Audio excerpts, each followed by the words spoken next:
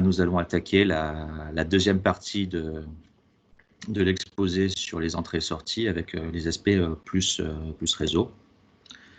Donc ça, c'est ce que je vous avais raconté la dernière fois, que l'objectif de ces deux sessions, c'est vraiment essayer de vous donner des petits trucs pour vous rendre la vie un peu plus facile. La plupart de ces trucs, vous avez peut-être déjà pu les apprendre par François, par Marc-Olivier, par d'autres personnes. Mais voilà, le but, c'est de vous montrer qu'est-ce que je fais aujourd'hui quand je veux gagner du temps et quand je veux que les choses soient faites assez facilement. Donc on avait fait la dernière fois juste la partie avec les fichiers locaux, et là aujourd'hui ce sera plus réseau. Donc pour ceux qui veulent revoir la vidéo, la partie 1 est déjà en ligne, et la partie 2 le sera sûrement dans quelques heures. Juste, je me souviens que la dernière fois, il y avait eu des discussions sur utiliser ou ne pas utiliser Pathlive. Donc là, pour ceux qui veulent aller plus loin, je rajoute une référence avec une petite vidéo à voir qui explique pourquoi Pathlive c'est bien et pourquoi OS c'est bien aussi, mais bon, c'est quand même quitte à choisir, si on ne connaît ni l'un ni l'autre, mieux vaut utiliser Pathlive. Voilà, bon, on va maintenant attaquer la partie Internet. Et pour ça, il va falloir commencer par faire un petit peu de théorie sur HTTP et HTML. Alors, vous inquiétez pas, on ne va pas aller très fort, c'est juste le minimum syndical que je vais vous donner.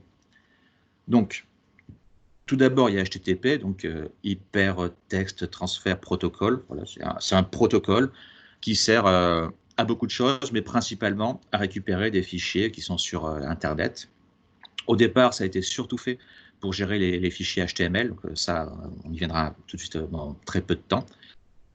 Mais en fait, c'est tellement simple à utiliser qu'aujourd'hui, on l'utilise un peu comme protocole à tout faire pour récupérer tout et n'importe quoi, pas que sur le web. Et normalement, c'est FTP qui sert à récupérer tout et n'importe quoi, mais ça devient de plus en plus quasi exclusivement HTTP ou sa variante sécurisée HTTPS. Parce que voilà, c'est simple à utiliser. Et vous avez un lien Wikipédia si vous voulez en savoir plus. Et donc là, alors, je ne vais pas rentrer dans les détails ultra techniques, mais juste, il faut avoir une vague idée de qu'est-ce qui se passe quand on fait une requête HTTP, quand on rentre un truc, une adresse dans son navigateur. En fait, il y a une première phase où le client, c'est-à-dire le navigateur, va envoyer quelques informations au serveur qui est en charge de gérer la requête. Donc, il y a des données qui sont envoyées de manière cachée dans ce qu'on appelle les headers de requête. Et ça va être, voilà, mon navigateur, c'est ce truc-là. J'ai ces cookies-là en stock. Est-ce que tu veux les regarder? Je viens de France, j'arrive de tel site. Tu as vraiment ce genre de choses-là. Et il y a également des données qui sont envoyées qui vont permettre d'aider le serveur à renvoyer une réponse. Donc ces données, elles peuvent être directement envoyées dans l'URL que vous rentrez dans votre barre de navigation. Donc, par exemple, si vous voulez, vous pouvez mettre votre login et votre mot de passe comme paramètre, et c'est ce qu'on appelle une méthode GET. Alors évidemment, ça, on n'a généralement pas envie de le faire parce que le mot de passe en clair dans l'URL, c'est un peu cracra. Et du coup, il y a une autre méthode qui s'appelle la méthode POST, qui consiste à envoyer des données, mais sous le tapis, de manière cachée. De la même manière que les headers de requête, en fait, vous ne les voyez pas, dans une poste, vous envoyez un formulaire supplémentaire que vous ne voyez pas, mais qui sera reçu par le navigateur. Voilà. Je vous rappelle, si je vais trop vite, trop lentement, vous n'hésitez pas à m'interrompre. C'est fait pour ça. Donc, ça, c'est la partie j'ai envoyé de la donnée. Et le serveur, qu'est-ce qu'il fait? En gros, il reçoit la requête avec toutes les données implicites et explicites. Et en fonction de ça, il envoie une réponse. Donc, généralement, dans cette réponse, il y a les headers de réponse. Typiquement, il va dire, moi, je suis un serveur Apache, un serveur Microsoft. Potentiellement, il va dire, tiens, voilà les cookies, garde la mémoire, s'il te plaît. Il peut aussi proposer des métadatas diverses, type quelle est la longueur du fichier que je veux t'envoyer, des choses comme ça. Il y a un code de statut qui dit si en gros il a aimé ou pas aimé la réponse. Donc par exemple, le code 200 est là pour dire c'est bon, j'ai trouvé ce qu'il faut, je te l'envoie. 302 est là pour dire j'ai trouvé ce qu'il faut, mais c'est pas justement la bonne adresse, donc en fait on va te rediriger sur notre adresse. 404 est là pour dire j'ai pas trouvé ce qu'il faut. Voilà, donc il y a tout un dictionnaire de code pour comprendre ce qui s'est passé. Et après, il y a le contenu qui est censé être le contenu correspondant à la requête. Donc voilà, c'est tout. Donc maintenant, comme je disais, une requête, c'est pour récupérer un fichier. Un fichier, ça peut être n'importe quoi, mais ça peut être en particulier un fichier dit HTML. Donc HTML, ça veut dire que c'est un fichier texte.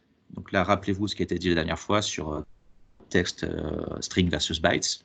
Donc voilà, c'est du texte, c'est une chaîne de caractères, et qui est constituée de tags, d'étiquettes encastrées les unes dans les autres.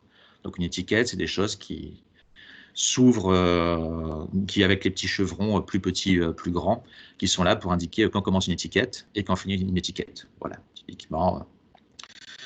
Là, on a une étiquette HTML, donc le HTML commence ici, il finit ici. Dedans, on a une étiquette tête qui commence ici, qui commence là, avec dedans une étiquette title, etc., etc. Bon, normalement, vous avez tous vu un peu de HTML, je ne dois pas forcément raconter des trucs très nouveaux. C'est juste, retenez, c'est vraiment des étiquettes encastrées les unes dans les autres. Et parfois, vous allez avoir des attributs, c'est-à-dire des paramètres supplémentaires associés à une étiquette de données. Voilà. Il n'y a pas besoin d'en savoir beaucoup plus pour ce qu'on va faire aujourd'hui. Donc là, la partie qui est vraiment importante pour le côté pratique de l'utilisation du réseau, et en particulier quand vous allez vouloir utiliser vos connaissances pour récupérer quelque chose qui est sur Internet, en particulier sur le web, c'est la fonction inspect de votre navigateur.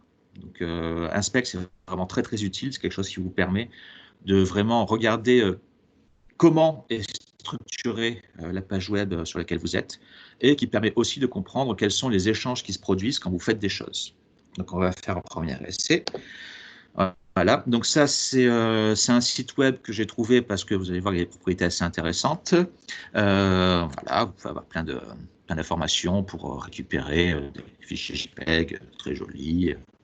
Voilà, je préférais des scans manga parce que dans les trucs faciles à scraper, le reste était interdit au moins de 18 ans. Donc là, on a quelque chose de relativement soft. Et inspect, donc, avec un clic droit, vous faites inspect. Et ça vous permet d'avoir vraiment. Oui, Fabien, oui, est-ce que tu peux enlever ta petite fenêtre Python là, en fait, tu peux la, voilà, c'est là. Tu peux juste tu cliques sur l'icône en haut à droite de cette petite fenêtre. Non, non. Bah, tu peux ah, normalement, tu dois pouvoir là, voilà, voilà. ok, Au moins, on la voit pas. parfait, pas de Parfait. problème. Désolé. Donc, ce qui est important, c'est qu'avec inspect, par exemple, là, si vous voulez l'image, tac, vous l'inspectez. J'ai peut-être mal fait, ou peut-être qu'il manquait des trucs. Voilà, cette image, elle est là. Donc, vous savez exactement où est-ce qu'elle est située dans votre page HTML. Ou par exemple, votre sélecteur ici, hop, si vous l'inspectez, vous allez voir qu'en fait, ce truc-là est ici et correspond à une liste. Donc, comme ça, vous voyez vraiment avec Inspect quelle est la structure et vous allez pouvoir comme ça la désosser très facilement parce qu'à coup d'Inspect, vous voyez où sont les choses. Donc ça, c'était la version pour inspecter du HTML, mais en fait, Inspect fait plein de choses. Alors, je ne vais pas tous les couvrir, mais le deuxième qui peut être intéressant, c'est pour regarder les échanges réseau. En fait. Donc là, je me mets sur la page du wiki du Lynx. Donc, je vais inspecter. Donc là, je vais me mettre en réseau. Et par exemple, hop, je vais cliquer sur la page login. Et donc là, je vois toutes, toutes les requêtes HTTP qui sont faites, et donc qui sont toutes en 200, donc tout fonctionne, il y a un petit 304, donc il doit se passer quelque chose. Je vais prendre la première, qui est celle qui nous intéresse, et donc là, je vois que ben voilà, c'est une requête GET qui a été un succès. Donc là, je vois les response headers, dont je vous parlais tout à l'heure, c'est qu'est-ce que le serveur a répondu. Et j'ai aussi les headers de requête, c'est-à-dire qu'est-ce que le client a envoyé comme information. Donc là, vous avez vraiment plein d'infos. Et également, il y avait en fait des paramètres associés dans l'URL. C'est une méthode get, donc on peut attacher des paramètres. Et en particulier, il y avait un paramètre title et un retourne tout qui était indiqué. Voilà. Je vais continuer. Alors, je vais faire exprès de mettre un faux mot de passe parce que sinon, ça sera compliqué. Voilà. Tac. Donc, je fais une nouvelle requête. Donc, à nouveau, il se passe des choses. Et donc là, pour ce truc-là, c'était une requête post. Donc effectivement, dans l'URL, vous n'avez pas le login et pas le mot de passe qui ont été envoyés. Donc vous avez toujours les headers de réponse, les headers envoyés par le navigateur. Et normalement, vous avez un petit bonus ici, form data, qui est donc toutes les données qui ont été envoyées à l'aide de la méthode post. Donc en particulier, vous voyez que le login a été envoyé, le mot de passe a été envoyé et toutes les choses dont il a besoin pour pouvoir traiter la requête. Donc voilà, ça c'était inspect, la version réseau. Donc retenez, avec inspect, vous pouvez vraiment comprendre très finement qu'est-ce qui se passe dans une page web. Donc, on a maintenant commencé, je pense, on a bien fait le tour des prérequis pour apprendre à s'amuser. Donc là, maintenant, on va vraiment commencer un petit peu à s'amuser. Et je vais commencer par vous présenter le module Requests. Donc ce module-là est le module que je recommande par défaut quand vous voulez récupérer des URL. Des URL web ou même des URL autres. Et principalement, l'usage de base, c'est request avec .get ou .post, où dedans, vous mettez typiquement l'URL, et après, vous avez d'autres paramètres si vous avez envie d'affiner un peu votre requête. Et une fois que vous avez fait un request.get, vous obtenez un objet request à partir duquel vous avez plein de méthodes pour voir qu'est-ce qui se passe. Donc là, hop, un petit essai, j'espère que tout va se marcher bien. Donc là, j'ai récupéré en méthode get la page principale, la page d'accueil du site de manga que je vous ai montré tout à l'heure. Et donc ça va dans un objet R. Et par exemple, je peux récupérer le status code de R, qui est 200, donc tout a bien fonctionné. Je peux récupérer le contenu, content, donc là c'est du contenu brut, du bytes de R. Donc là vous voyez que j'ai 50 292 bytes. Je peux récupérer, dans le cas où on a du texte, l'encoding qui a été utilisé, donc l'encoding est UTF-8. Et je peux aussi récupérer le texte. Donc rappelez-vous byte versus string, donc ça c'est vraiment des caractères. Et donc là je vois que j'ai un peu moins de caractères de bytes parce qu'il y a l'UTF-8 et que des fois il y a des caractères UTF-8 qui font plus d'un byte. Voilà, voilà. Qu'est-ce que je peux faire aussi? Je peux aussi récupérer les headers de réponse si j'ai envie. Et donc là, c'est essentiellement exactement ce qu'il y avait tout à l'heure dans Inspect. Vous voyez, il y a plein de champs qui disent quoi? Qui disent que le contenu que je vais te renvoyer, c'est du HTML avec l'encodage UTF-8. Voilà, il y a des histoires de cookies, des choses comme ça. Il y a ce petit truc-là, content encoding gzip, et ça, on va y venir dans quelques instants aussi, parce que c'est assez intéressant. Mais voilà, ça fonctionne comme ça. Alors là, c'est un petit bonus hors du flow principal de cet exposé. C'est par défaut, quand vous faites une request, en fait, vous allez récupérer tout le contenu directement dans l'attribut content. Et il y a des fois où ça peut être embêtant si votre truc fait plusieurs gigas. Et donc là, il y a une petite solution très simple. Donc là, je vous mets cette petite snippet qui consiste à lui dire que la requête doit être streamée en particulier. Donc, il va récupérer tous les attributs de base à part le contenu avant de commencer. Mais le contenu, par exemple, il va pouvoir être récupéré à la volée avec une méthode de type stream. Donc voilà, c'est juste contre ça. Vous avez juste, si vous avez envie un jour de récupérer un gros fichier, utilisez ce genre de technique plutôt qu'un get tout simple. Votre RAM vous en remerciera normalement. Et donc tout à l'heure, je vous avais montré, je vais vous le remontrer quand même, hop, que là ici, il y avait un content encoding gzip, mais pourtant l'encoding est UTF-8. En fait, ce qui se passe, c'est que quand vous faites une requête, vous pouvez avoir plusieurs niveaux d'encoding, et en particulier, avant même d'avoir les bytes qui servent à encoder votre texte, vous pouvez avoir envie d'avoir une compression qui est faite juste pour minimiser la quantité de données envoyées. Donc en particulier, quand là ici, il y a écrit Content Encoding gzip, ça veut dire que votre contenu a été aussi passé par une couche de compresseur avec gzip avant d'être récupéré. Et donc là, j'ai fait un petit code où vous allez pouvoir voir exactement qu'est-ce qui se passe. Donc je fais la requête. Alors pour des raisons techniques, je dois activer le stream. Et après, je récupère le contenu brut. La méthode raw de R dit qu'on va vraiment récupérer brut de décoffrage, qu'est-ce qui a été fait. Et là, on voit qu'on a un objet qui fait 8543 bytes au lieu de 50 000, parce qu'en fait, il a été compressé avec une technique gzip. Et on peut s'amuser pour vérifier que ça fonctionne bien. Voilà, si on le décompresse, puis qu'on le décode, en fait, on obtient un objet qui est exactement le même que si on devait utiliser la méthode get avec .text. C'est juste pour vous montrer tout ce qui se passe de manière magique quand vous faites un get et quand vous demandez le texte. En fait, très souvent, voilà, il décompresse et il décode. Donc ça, c'était la méthode, les méthodes get et post. Post fonctionne exactement pareil du module request.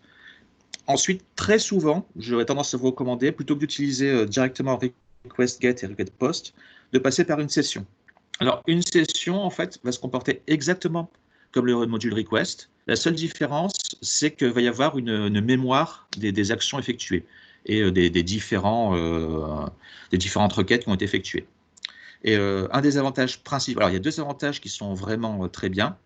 Le premier, c'est que comme ça, vous allez pouvoir avoir vos cookies, vos systèmes d'authentification qui vont être gérés de manière transparente sans que vous ayez vraiment à le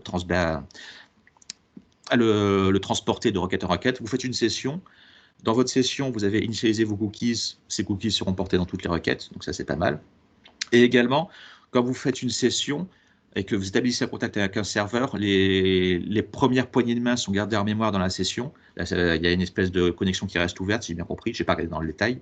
Et en particulier, quand vous allez vouloir bourriner un serveur, ben, vaut mieux le faire au sein d'une même session que par des requêtes différentes. Vous allez vraiment faciliter les échanges. À noter aussi, une session peut être utilisée en mode context manager. Donc là, je vous montre juste une session où d'abord je récupère une page du wiki du Lynx, puis après je récupère une image. Je montre les headers de ce que je récupère. Bon, voilà, c'est très, très basique. J'avais fait ça pour vous montrer qu'en particulier, sur une image, vous pouvez avoir un attribut content length dans les headers qui vous indique la taille de l'image. Ça peut être utile éventuellement. Donc voilà, c'est une image. Bref.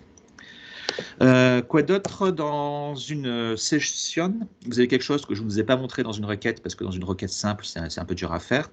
Vous avez un accès assez facile aux headers de requêtes, à ceux qui sont envoyés par le client. Donc en particulier, si je fais s.headers, je vois typiquement qu'il y a écrit qu'en encoding, je peux prendre du gzip ou du deflate, que j'accepte à peu près n'importe quoi, que j'aimerais garder la connexion en vie.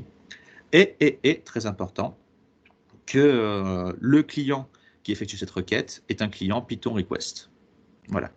Donc ça, c'est une information qui est très importante quand vous faites une requête, c'est que vous envoyez le type de navigateur ou le type de programme qui effectue la requête. Donc ça, c'était pour l'utilisation de requêtes. Alors, généralement, les gens qui utilisent, qui font du HTTP en Python, et ceux qui sont un peu vieux de la vieille, utilisent très souvent des modules de type URL lib. Alors, il y a URL lib, il y a URL lib 2, il y a URL lib 3. Donc voilà, c'est très bien. Ce qu'il faut savoir, c'est que le module request, en fait, c'est un module qui est construit à partir de la version la plus récente, URL lib 3. Donc, en gros, ça veut dire que si vous pouvez faire quelque chose avec request, ça veut dire que vous auriez pu le faire directement avec URL lib 3. En fait, même URL lib 3 a un peu plus de flexibilité, et donc il y a des choses qu'on peut faire en URL lib 3 et qui ne sont pas vraiment faciles ou voire impossibles à faire en request pur.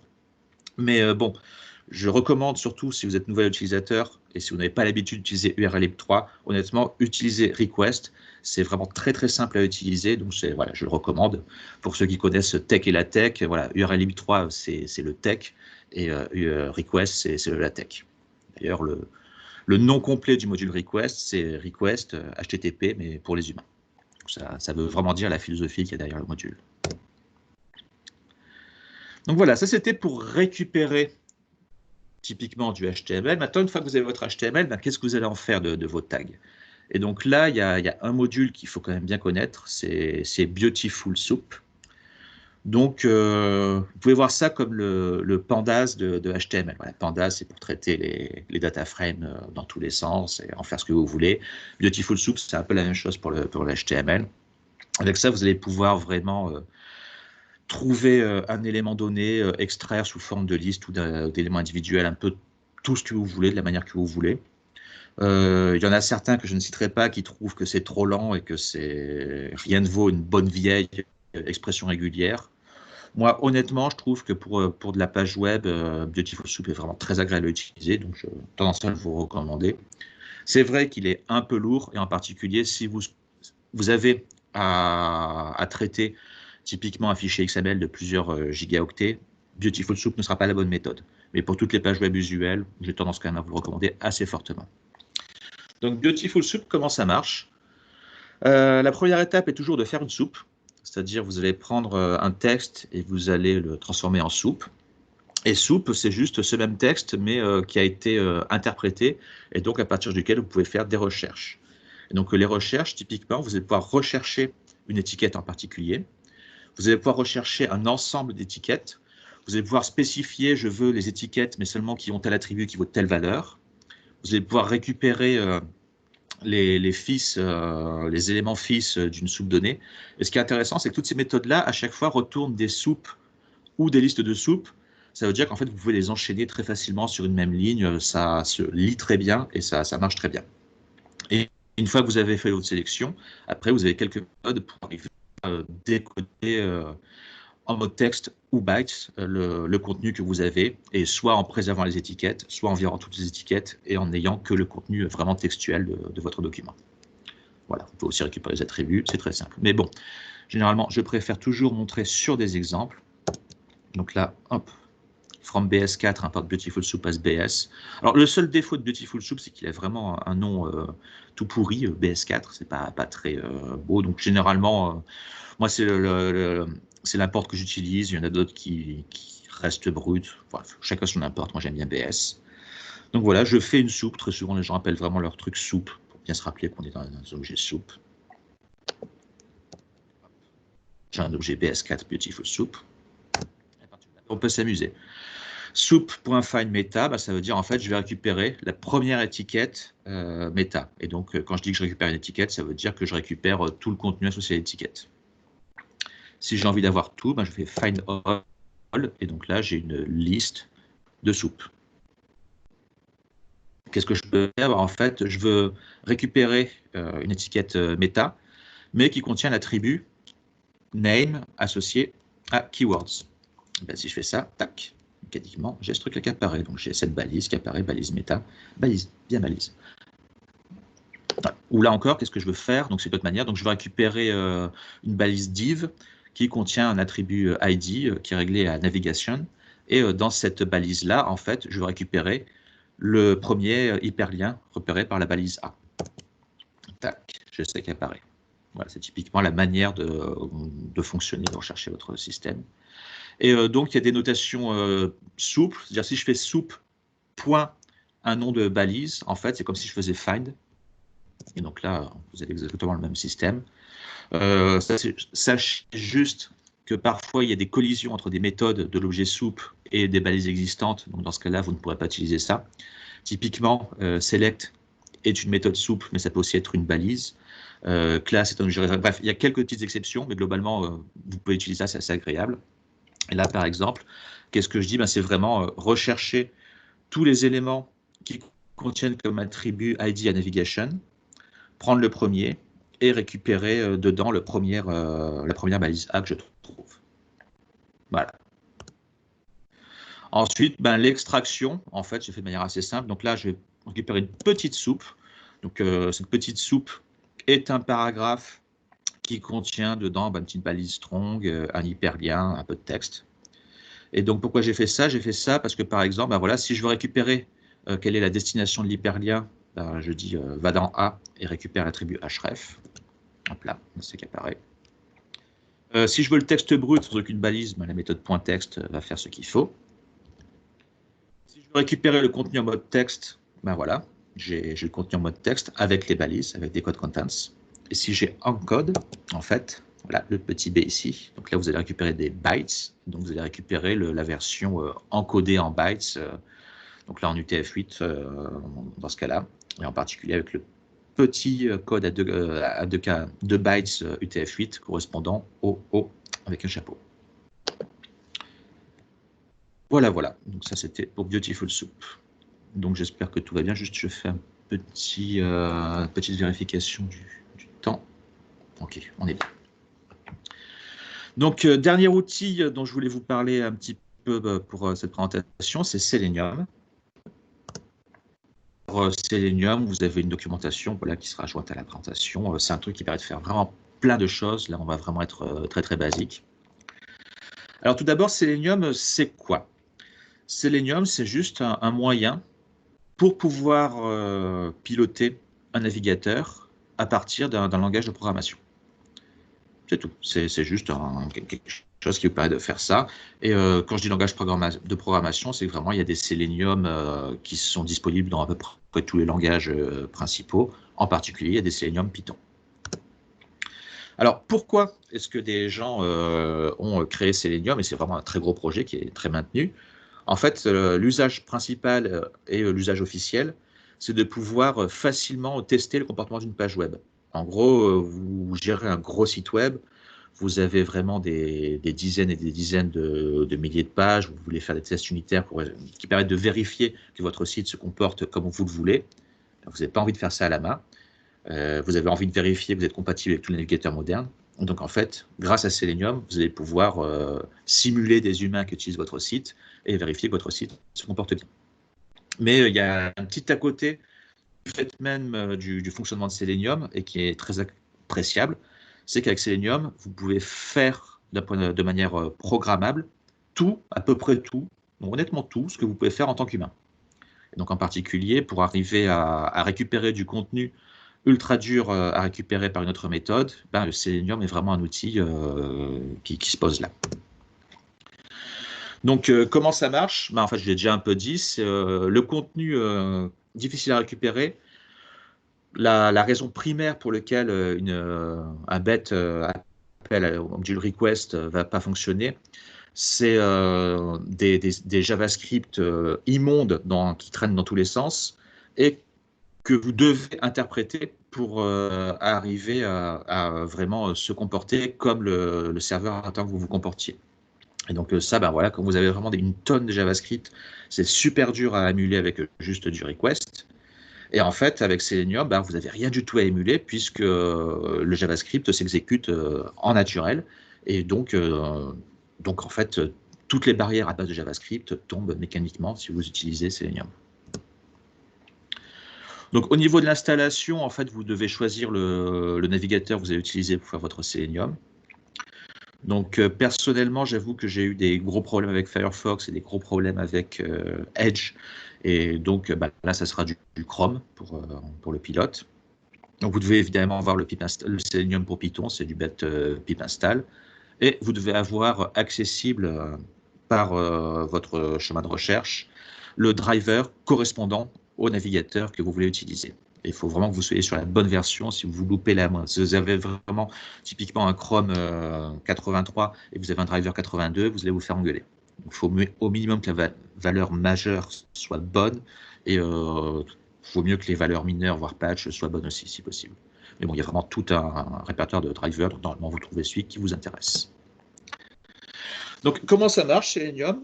En gros, vous avez une commande pour ouvrir un navigateur. Donc, typiquement, c'est le WebDriver de Selenium, donc avec un point Chrome si vous voulez ouvrir un Chrome. À partir de là, vous avez une méthode get pour faire comme si vous rentriez une URL dans votre navigateur. Ensuite, vous avez des méthodes find element qui vont vous pouvoir permettre de zoomer sur des balises. Et j'ai mis des 3 petits points parce qu'il y a vraiment, il doit y avoir 5 ou 6 find element pour pouvoir repérer donc une balise par à peu près n'importe quelle méthode possible. Et en particulier, il y en a plein qui sont compatibles avec la méthode inspect. Donc, je ne sais pas si je vous ferai la démonstration, mais voilà, sachez qu'il y a ça. Et après, vous avez une méthode pour faire comme si vous tapiez du texte alors vous êtes sur un élément. Une méthode pour cliquer comme si vous étiez cliquer sur l'élément. Donc, ça vous permet d'interagir. Et quand vous avez ce que vous voulez, vous avez une méthode page source qui vous permet de récupérer le code HTML et à partir de là, de pouvoir typiquement l'envoyer en faire une soupe. Il ne faut pas oublier de fermer à la fin parce que pour le coup, vous ouvrez vraiment un vrai navigateur. Donc, c'est assez lourd. Et voilà, votre RAM vous remerciera de fermer votre navigateur quand vous n'en avez plus besoin. Donc, je vous fais le détail. Donc là, voilà, j'importe le driver et je vais ouvrir un Chrome. Donc, normalement, sous vos yeux ébahis, vous avez ce petit Chrome qui vient de s'ouvrir, avec un petit tag pour indiquer « Attention, je suis contrôlé par un système automatique ». Donc, qu'est-ce que je vais faire? Je vais aller sur la page de Google. Hop. Mon navigateur est sur la page de Google. Je vais choisir d'aller sur là où il y a la requête. Alors, je ne vous le fais pas, mais avec inspect, vous pouvez vérifier que la zone de requête, en fait, a un attribut nom qui vaut Q. Donc, je vais me mettre là-dessus et je vais écrire platypus. J'ai écrit platypus. En fait, je vais appuyer sur Entrée. Et donc là, hop, j'ai la requête platypus. Ensuite, qu'est-ce qu'on fait? On récupère la source, on met ça dans une soupe. Et donc là, pour cet exemple-là, on va s'arrêter. Et donc, on ferme le driver. Là, ça va fonctionner. Pas d'effet Bonaldi, non, c'est bon. Donc, juste, la source n'existe plus. Voilà, le Chrome s'est fermé. Il n'y a plus que mon petit Edge. Une fois que vous avez une soupe, vous en faites ce que vous voulez. Donc là, je vous ai montré, alors je ne vais pas rentrer dans les détails, mais voilà, vous regardez un petit peu la tête qu'a votre soupe, vous essayez de comprendre comment ça marche. Et ce truc-là, par exemple, qu'est-ce que ça fait? Ça récupère, à partir de la page que vous avez récupérée, une liste de dictionnaires qui contiennent pour chaque entrée un titre, le snippet que donne Google et le lien vers l'URL correspondante. En particulier, là, je vous ai gâté, j'ai trouvé une méthode pour retrouver le lien sans que ça passe par les systèmes de référencement Google. Donc, vous n'avez pas le lien Google Redirect, vous avez directement le lien. Comme vous voyez, avec une soupe, c'est vraiment très agréable. C'est-à-dire, vous repérez que les résultats, en fait, ils sont dans une classe qui s'appelle RC. Alors, il y a quelques faux positifs qu'il faut un peu dégager, mais une fois que vous avez ça, le titre, en fait, pour un résultat donné, il est dans une balise H3. La snippet, elle est bien gentiment mise au sein d'une classe avec un attribut classe qui vaut ST pour snippet, je suppose. Et l'URL, il y a juste à trouver la première balise A et récupérer le champ href. Donc, comme vous voyez, ça se fait vraiment de manière très, très simple. Donc, maintenant, pour vous montrer un petit peu à quel point ça peut être puissant, ce genre d'outil, je vais vous montrer quelques petits exemples qui fonctionnent. Donc, je ne vais pas forcément entrer dans les détails, mais vraiment vous montrer à quel point le code n'est pas très compliqué à générer. Et vu qu'on a fait du Google, donc je vais vous montrer comment est-ce qu'on peut construire, par exemple, une petite classe Google pour récupérer des requêtes Google assez facilement. Hop. Donc, juste, je vous montre voilà, le code là, 25 lignes avec la fermeture. Donc, cette classe-là s'inspire vraiment de ce que je vous ai montré dans les pages, dans les slides précédents, et permet juste donc de faire une requête et d'avoir une liste de résultats. Alors pour le coup, pas seulement la première page, vous pouvez récupérer plusieurs pages et concaténer les résultats. Ce code-là va faire le boulot pour vous. Juste quelques petits commentaires donc, à retenir sur ce truc-là. Voilà. La première chose à retenir, c'est là, j'ai utilisé une option à Chrome qui s'appelle Headless. Ça veut dire qu'en fait, votre navigateur va être ouvert, mais vous ne le verrez pas. Ce sera une exécution silencieuse en arrière-plan sans accès à une interface graphique. Donc, ça veut dire que vous n'allez pas avoir une pop-up Chrome qui va venir vous pourrir la vie. Tout va se faire de manière invisible. L'autre truc qui est intéressant, c'est comme là, je vous ai fait un petit gist où vous voulez récupérer plusieurs pages. Là, en l'occurrence, pour récupérer les pages, alors avec Inspect, je l'ai fait avant de faire cette présentation, j'ai regardé un petit peu avec typiquement le descriptif XPath. Enfin, c'est vraiment un des systèmes. Je vais en faire un tout de suite. Je vais en faire un tout de suite. Pourquoi pas là? Allez, soyons fous. Ça fera un petit côté Inception. Voilà. Quand vous avez un document, vous pouvez copier. En fait, vous pouvez copier le contenu de l'élément, mais aussi en fait des sélecteurs et des chemins. Et donc ces chemins, en fait, c'est des trucs que vous pourrez donner à manger à Selenium pour qu'il puisse facilement trouver un élément. Donc, voilà, juste retenez ce truc-là. Tac. Et donc en particulier, là, j'ai choisi le sélecteur XPath et c'est comme ça que j'ai fait le système. Je l'ai évalué ou je l'ai évalué. Donc, juste pour vous montrer que ça marche bien, hop, Google Results. Donc là, ça prend un peu du temps, parce que voilà. Mais une fois que vous avez ça, vous pouvez faire une requête, spécifier le nombre de résultats que vous voulez.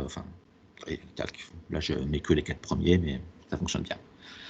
Donc, comme vous voyez, je n'ai pas de pop-up Chrome qui est apparu, tout s'est fait en arrière-plan. Par contre, bonjour la RAM.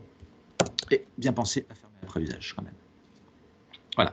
Donc ça, c'était la version Selenium. Alors, c'était juste pour vous montrer comment utiliser Selenium, parce que pour être honnête, j'ai des cas d'usage où je suis obligé de passer par Selenium pour faire ce que j'ai à faire, mais c'est des trucs plutôt avec certains sites qu'on utilise sur l'intranet, donc j'avais pas vraiment d'usage Selenium obligatoire. Donc là, je vous ai juste montré sur Google, mais en fait, pour Google, vous pouviez le faire à l'ancienne. Et donc là, je vous montre la même classe mais utilisant uniquement le module request. Donc c'est vraiment un code qui fait exactement la même chose, sauf que là, vous n'avez pas d'appel à Selenium, vous passez justement uniquement par l'utilisation de request, en particulier d'une session request. Donc hop, salut la classe, je vous montre juste qu'elle marche comme avant. La seule différence, et là vous pouvez vous en rendre compte, c'est que ce truc-là est beaucoup plus rapide, et ce qui m'amène d'ailleurs à faire cette petite discussion vraiment sur Selenium et request. Donc, si vous pouvez faire quelque chose avec request, honnêtement, faites-le, parce que ce sera toujours plus efficace et beaucoup plus rapide que d'utiliser Selenium. Selenium doit se lancer, Selenium récupère plein de choses inutiles, Selenium est vraiment très très lourd à utiliser, donc quand vous pouvez utiliser request, faites-le. Mais soyons honnêtes, Selenium est vachement plus facile à utiliser. Parce qu'en fait, c'est très très simple avec Selenium de vraiment répliquer ce que vous auriez fait si vous étiez un humain. Selenium est fait pour ça. Et donc, typiquement, se loguer sur un site, des choses comme ça sont très faciles à faire avec Selenium. Alors, quand vous utilisez Request, vous n'avez pas d'autre choix que de comprendre parfaitement quelle est la logique sous-jacente des différents échanges qui sont faits. Voilà, Selenium vous contre-fichez complètement de vraiment qu'est-ce qui se passe en dessous. Dans Request, vous ne pouvez pas vous passer ça. Vous devez vraiment comprendre ce qui se passe. Donc, par exemple, pour Google, en fait, donc j'avais commencé par faire le Selenium parce que c'était simple. Après, je l'ai fait en request et j'ai eu quelques petits trucs à régler. Donc, la première chose, c'est en fait le site de Google est assez sadique. Si vous lui dites que vous êtes un navigateur qu'il ne connaît pas, en fait, il va vous envoyer les bons résultats, mais il va les envoyer de manière un peu offusquée.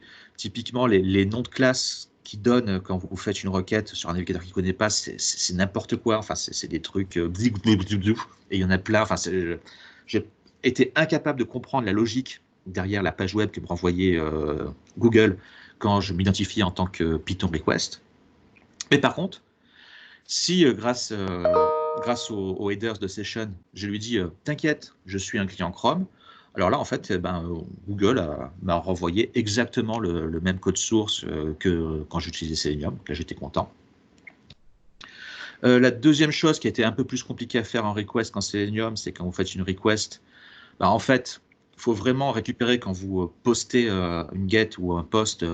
Quand vous avez des paramètres, il faut que vous récupérez tous les paramètres, y compris les paramètres cachés de votre système. Donc, il faut arriver à les trouver. Donc, voilà, faut les chercher dans la soupe et il faut les réinjecter dans votre requête.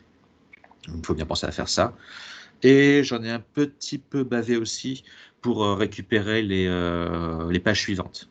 Quand je récupérais page 2, page 3, page 4, avec l'XPath, c'était relativement simple à faire sous Selenium. Sur Request, il y a eu un peu de trial and error pour trouver la bonne manière de faire. Et encore, j'ai eu des défauts, il y a eu des bugs parce que je n'avais pas trouvé de mode regex. Mais voilà, ça a été un peu compliqué. Donc, ça a pris plus de temps de faire le truc Request qu'en Selenium. Voilà. Mais sachez que vous pourrez toujours tomber sur un site très paranoïaque ou juste masochiste ou un site fait par des incompétents, enfin toutes les options sont possibles, ou Request va se casser les dents parce que juste il se passe des choses trop immondes pour que vous puissiez vraiment comprendre ce qui se passe. Et donc là, pas le choix, c'est Selenium. Voilà. Donc là maintenant, toujours pour vous montrer des exemples de choses qu'on peut faire, on va aller sur le petit site de manga qu'on avait tout à l'heure. Et donc ce site, voilà, je refais un petit passage. Donc, je n'ai pas vérifié, mais je pense qu'ils ont dû vérifier les problèmes de copyright. Hein, je leur fais confiance. Donc, à ce niveau-là, s'il y a un problème, c'est leur faute. Mais globalement, ce site-là, qu'est-ce qu'il fait? Donc, il propose une liste de mangas. Pour chaque manga, il propose une liste de numéros. Pour chaque numéro, on a une liste de pages. Et dans chaque page, en fait, il y a un fichier, je crois que c'est un JPEG, qui contient donc l'image de la page. Et donc là, je vous montre comment on peut faire pour récupérer tout ce site-là sous forme de fichier CBZ. Alors CBZ, vous ne les connaissez pas forcément si vous n'avez pas de BD, mais c'est un format qui est relativement standard quand on veut lire des BD ou des mangas. Et ce qui est sympa avec ce format, c'est qu'en fait, il est très très simple. Un CBZ, c'est juste un fichier zip, dont vous avez changé l'extension de .zip en .cbz, et ce fichier contient les images que vous voulez afficher. Donc c'est vraiment une structure ultra simple. Et pour info, il y a le format CBR qui est exactement la même chose, mais sur la compression rare plutôt que la compression zip. Et donc voilà, l'exercice, c'est récupérer les mangas du site et les récupérer sous forme de CBZ. Donc, hop, une petite préparation. Je charge le module zipfile qui est un module par défaut Python. Je m'ouvre une petite request parce qu'on va être un peu interactif. Et donc la première étape, c'est récupérer la liste des mangas. Et donc, hop, juste je reviens. Tac. Voilà, donc cette liste des mangas, par exemple, elle est ici. Là, je le fais une fois, voilà. Et donc là, je vois qu'en fait, c'est le deuxième select de cette page-là qui contient la liste des mangas. Donc en fait, on va utiliser ça, tout simplement. Donc, cette fonction-là, qu'est-ce qu'elle dit? Elle dit, bon, récupère le texte HTML de la page principale, fais-en une soupe, prends les select, prends le deuxième, donc le numéro 1, et dedans, récupère toutes les options. Voilà. Et en retour, donc on va mettre à la fois le nom correspondant au manga, donc ça l'obtient en récupérant le point texte, et l'URL correspondante qui correspond au champ value, en l'occurrence. Voilà. Donc ça, tac, on a un premier système qui permet d'avoir comme ça une petite liste des différents mangas et des URL associés. Ensuite, pour un manga donné, avec la même technique, on va récupérer la liste des numéros disponibles. Donc c'est vraiment la même chose. Alors là, cette fois-ci, c'est le premier select qu'il faut prendre, et pas le deuxième. Mais sinon, c'est pareil, il faut prendre la valeur. Et donc là, on va du coup faire une liste où on va mettre le nom du manga, puis le nom du numéro, pour avoir un texte de référence, et puis après l'URL correspondante. Vraiment même système, clac. Comme ça, on a quelque chose qui commence à avoir un peu de la gueule. Ensuite, une fois qu'on a un numéro, il faut récupérer les pages. Alors là, pareil, même chose, je ne vais pas aller en inspection, mais globalement, il y a un onglet, il y a vraiment une balise de navigation qui est assez claire, assez facile à repérer. Et donc, il suffit de la prendre, de récupérer les liens, de virer suivant et précédent qui sont les extrêmes de ce qu'on a récupéré. Et comme ça, mécaniquement, hop, on a vraiment une liste d'URL qui contiennent les pages. Et dernière petite fonction, une fois qu'on a une page, il faut la récupérer sous forme d'image. Donc là, pareil, qu'est-ce qu'on fait? On récupère le contenu HTML, on le met dans une soupe, on récupère l'URL correspondant à l'image. Alors là, c'est une URL relative, donc il faut un peu la reconstruire, mais voilà, ça se fait. Et du coup, on récupère l'image, on la récupère avec un get, mais cette fois-ci, c'est une image, c'est du binaire, donc on pense bien récupérer le point content et pas le point texte. Sinon, vous allez avoir des problèmes. Donc là, c'est juste pour vous montrer que ça marche. C'est une petite snippet, une petite gist pour afficher un PNG en Jupyter Notebook. Mais voilà, le truc, c'est image a été fait en utilisant page to image, alors après qui est passé sous quelques filtres, mais voilà, on voit que l'image a été récupérée. Donc, la dernière étape, c'est de fabriquer un fichier CBZ. Et donc là, pour le coup, on en est vraiment, c'est vraiment une application de ce qui a été vu lors de la dernière session. En fait, donc choisir la destination et notre fichier, ça va être quoi? C'est je récupère les pages d'un numéro donné.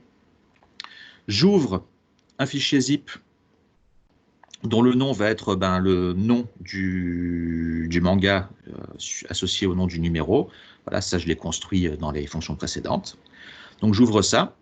Et là-dedans, qu'est-ce que je fais? En fait, j'écris des fichiers JPEG correspondant aux différentes images contenues dans le numéro. Voilà. Entre le temps d'exécution, normalement, ça prend quelques secondes par numéro. C'est assez rapide. Pas d'effet Bonaldi, s'il te plaît, pas d'effet Bonaldi. Bon, voilà. Là c'était un peu lent, ça a pris une dizaine de secondes, mais voilà. En faisant ça, j'ai récupéré de mémoire le dernier numéro de Assassinations Classroom, par exemple.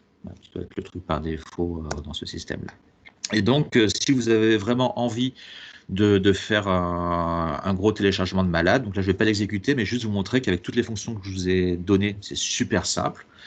Vous faites votre session, vous récupérez tous les mangas possibles, faites une boucle pour ces mangas, donc vous récupérez du coup.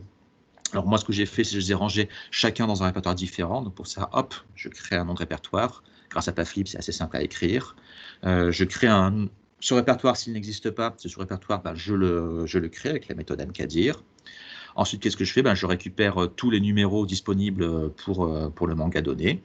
Et donc, je boucle sur ces numéros et j'utilise ma fonction maxcbz. Donc, si vous avez ça, ce truc-là va vous permettre de scraper et directement avoir bien rangé en CBZ tous les mangas disponibles sur le site. Et vous avez vu, ça prend vraiment quelques lignes, c'est rien du tout. Donc en parlant de scraper, maintenant on va faire un scrap un peu plus compliqué, pas forcément moins ou plus intéressant, mais un peu plus compliqué avec le wiki du Lynx. Donc là, ce qu'on va se fixer comme objectif, c'est de mettre dans un fichier zip tout le contenu du wiki du Lynx. Donc pour ça, qu'est-ce qu'on va faire? Donc là, je vais avoir besoin de mon login password, hop, qui est chargé dans mon noyau. Donc l'URL de base du wiki du Lynx, c'est wiki.nria.fr. Ça, c'est l'URL pour pouvoir se loguer. Ça, c'est l'URL pour accéder à la liste de toutes les pages. Voilà, donc ça, j'ai chargé. J'ai pas envie de récupérer forcément tout ce qui est... je sais pas si vous... Non, j'ai pas de page wiki ouverte en ce moment, mais en gros, j'ai pas envie de récupérer les bandeaux de navigation, je veux récupérer que le contenu. Donc là, je me fais un petit template qui va me servir en fait à virer tout ce qui n'est pas essentiel des pages du wiki et à juste garder le contenu brut, le contenu pur. Voilà, donc ça se met très au préparatoire. Ensuite, je me fais une petite fonction auxiliaire qui sert juste à récupérer justement le contenu brut d'un wiki. Donc ce truc-là, qu'est-ce qu'il va faire quand on rentre une page? Ça va aller chercher la page, ça va la mettre en soupe et ça va récupérer ce qui est dans la balise MW Content Text, qui est vraiment le contenu intéressant que vous voulez récupérer. Donc vous savez le reste. Et ce truc-là renvoie, a priori, renvoie une soupe. Donc on va retenir, votre truc-là renvoie une soupe. Et donc là maintenant, je vous montre la fonction login, en fait, parce que pour se connecter sur le site du Lynx, il faut se loguer. Et c'est là que la session est très pratique. Donc ce code-là, qu'est-ce qu'il fait? J'ouvre une session. Je vais sur la page du Lynx. Dedans, je zoome sur le formulaire de login. Donc ça, c'est la page de login, donc je zoome sur le formulaire. Je récupère tous les paramètres qui sont proposés sous forme d'input dans le formulaire, histoire de pouvoir les envoyer. Alors, il y a un petit truc dans les formulaires, il y a les inputs et les selects. Les selects, ce ne sont pas des inputs, mais sont quand même envoyés. Donc là, c'est un petit additif pour arriver à récupérer aussi les champs select. Voilà, mais globalement, voilà, ça c'est, on récupère ce qui est dans le formulaire. On rajoute le login et le password avec les bonnes valeurs. Voilà, il y a un champ Whoopi name où on doit avoir son login, un champ Whoopi password, on doit avoir son password. Et donc là, qu'est-ce que je dis? Je poste ça. Donc j'utilise la méthode post et j'envoie tous les paramètres dans le dataform. Donc ça ne va pas être dans l'URL, ça va être envoyé à côté dans un dataform. Et donc quand j'ai fait ça, en fait, ma session est configurée pour pouvoir aller faire à peu près n'importe quoi. Donc là, pareil, je ne vais pas l'exécuter parce que globalement, ça c'est juste que j'ai testé et ça marche. Mais une manière de scraper, donc c'est vous vous loguez. Donc, en faisant ça, vous avez une session qui a été configurée pour avoir le droit d'accéder à toutes les pages du Lynx. À partir de là, on récupère la page spéciale qui contient la liste de toutes les pages du Lynx. On la traite pour avoir une liste d'URL à explorer avec un nom canonique d'URL à explorer. On ouvre notre fichier zip et donc dans ce fichier zip, on va écrire toutes les pages qu'on a répertoriées, tout simplement en les récupérant, en les soupant, bref, en les encodant, les décodant, ce genre de choses-là. Juste un petit détail technique. Tiens, d'ailleurs, j'aurais peut-être pu faire un encode contents ici. Bref, désolé, je me parle à moi-même. Quand vous faites du zip, j'ai l'impression que par défaut, il est vraiment orienté bytes. Autant quand vous faites du open, vous êtes plutôt string. Quand vous êtes zip, vous êtes plutôt bytes. Et donc, en particulier, mon HTML, du coup, il faut bien que je pense à l'avoir en version encodée, en version binaire, quand je le renvoie quand je fais mes écritures zip dessus.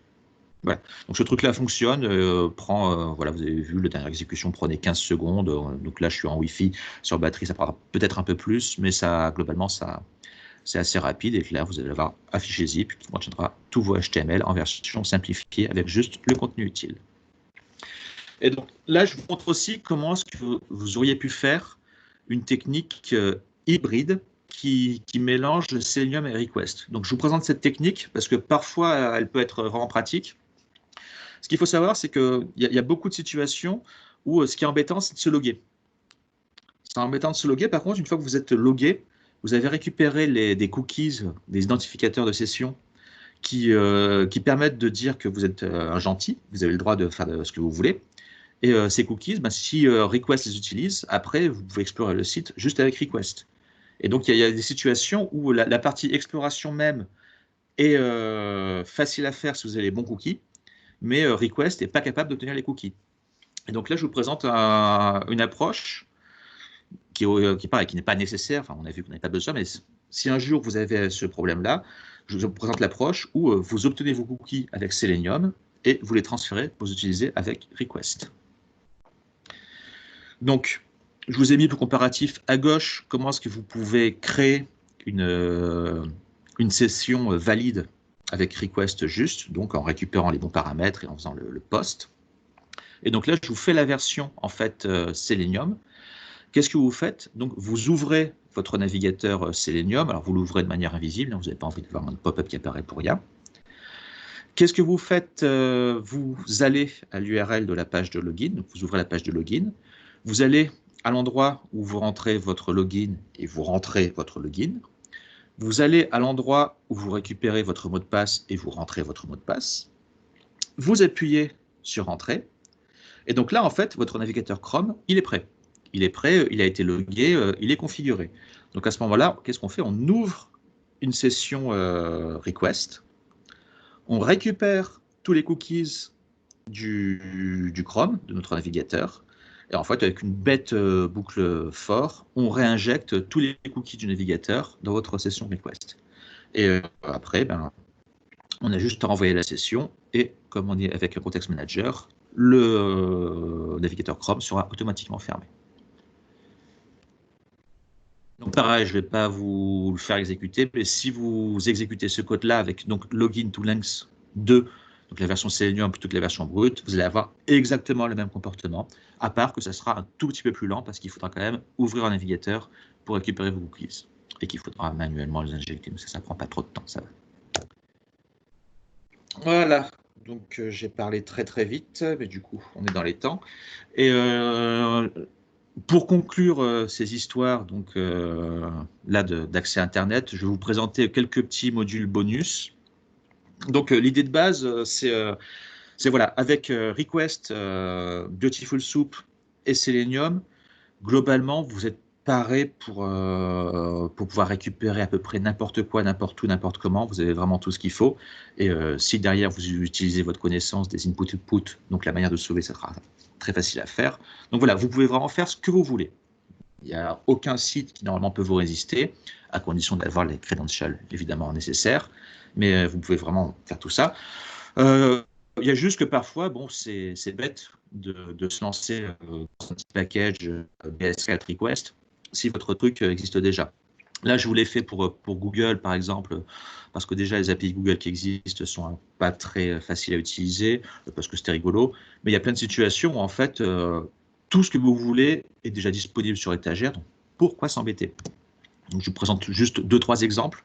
Un premier exemple, c'est Wikipédia. Il y a un package Wikipédia qui marche très très bien et qui vous permet vraiment très facilement de récupérer une page, d'avoir voilà, un résumé, un contenu, les images, les hyperliens. Enfin, vous pouvez vraiment avoir tous les objets que vous voulez.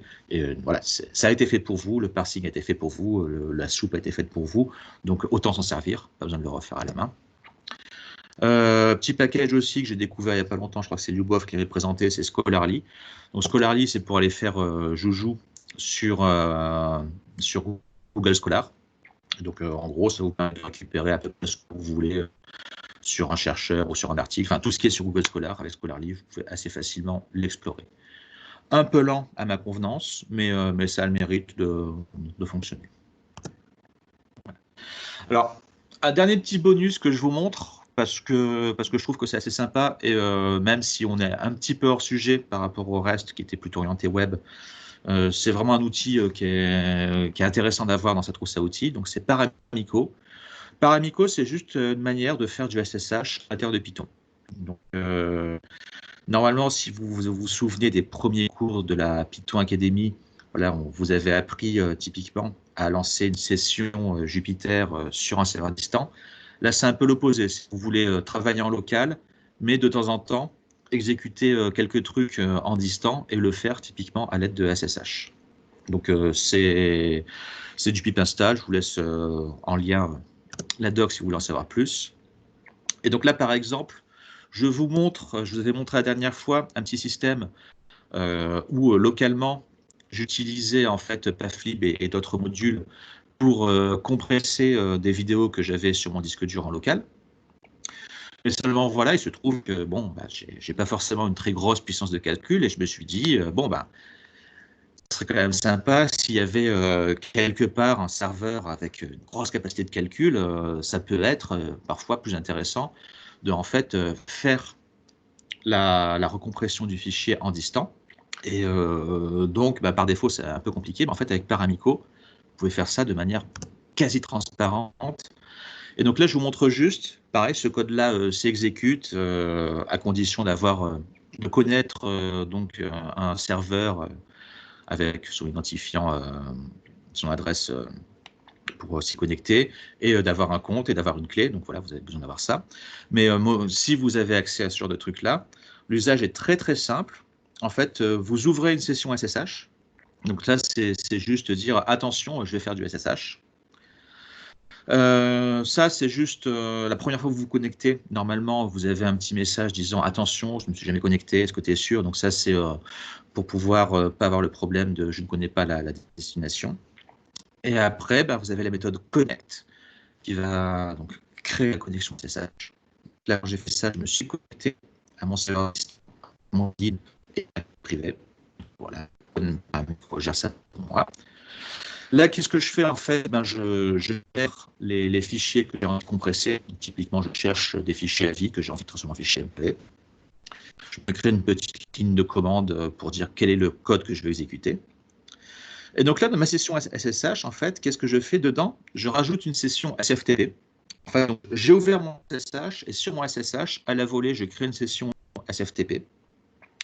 Et donc je dis, OK, tu vas mettre le fichier que je veux compresser, tu vas l'envoyer sur un fichier destination. Enfin, ça reste une source, mais une source qui sera sur le serveur distant, pas en local. Donc j'envoie ma source sur le serveur distant.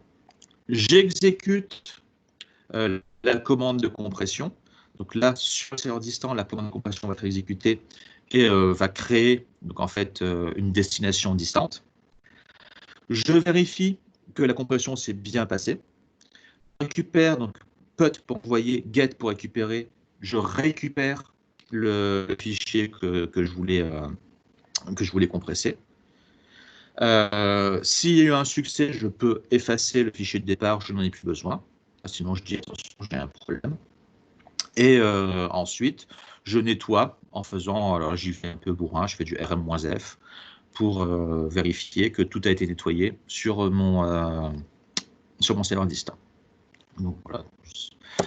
Normalement, j'ai tout préparé pour que ça s'exécute normalement. On va voir si ça fonctionne ou pas. J'ai toujours le risque d'avoir une erreur. Je ne sais plus si j'avais préparé mes fichiers. Oui, non.